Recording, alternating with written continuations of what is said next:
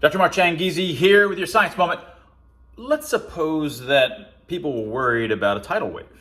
And they said, look, there's this tidal wave coming. It's going to devastate the east coast of the United States, and millions will die, and they just go on and on about it. And you think that there's a complete misunderstanding of the data. You think there's a complete misunderstanding of the risks involved, even if there's some truth to it.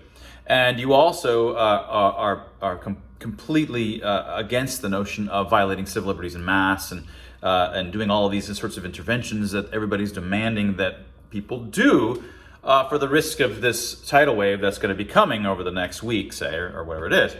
Now, there's different ways that you can argue against it. Again, you can say, I don't think it's going to happen, or it might happen, but it's, the severity is being astronomically exaggerated, and violations of civil liberties are not justified by virtue of this, because civil liberties are for the emergency. But you know what you wouldn't do if this was happening? You know what you would never do? You know what would be one of the stupidest things to do and would undermine your side altogether? Would be to say, we shouldn't do that because there's no such thing as tidal waves.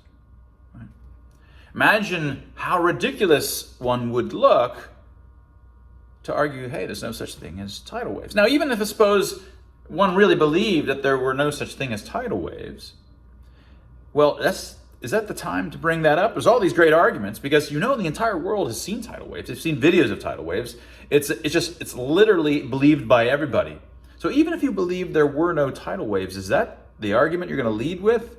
Or does that completely undermine you in all of your arguments for why it's not dangerous, the supposed tidal wave, because you don't believe it's real?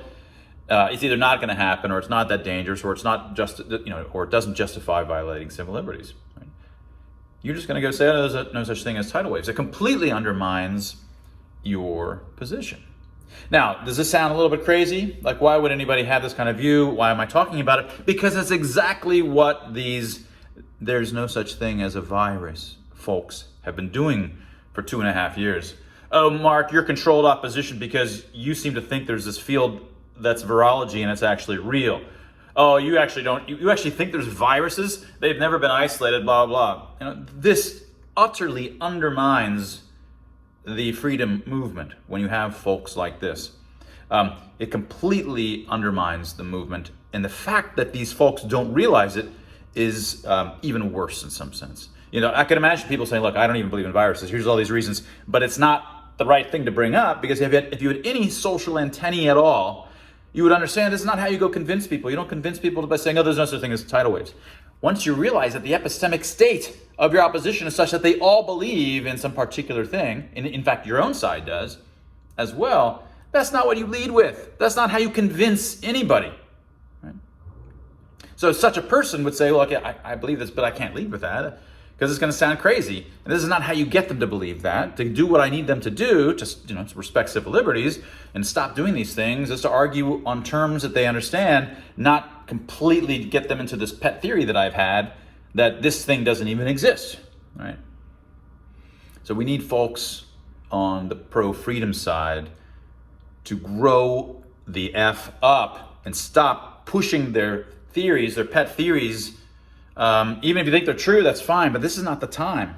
This is not the place to do that. You are undermining the freedom movement, and you have been doing so, and that was your Science Moment. If you haven't gotten a copy of Expressly Human by Dr. Tim Barber and myself, get a copy today on the origins of emotional expressions, on the origins and foundations of free expression, and what face masks obliterate.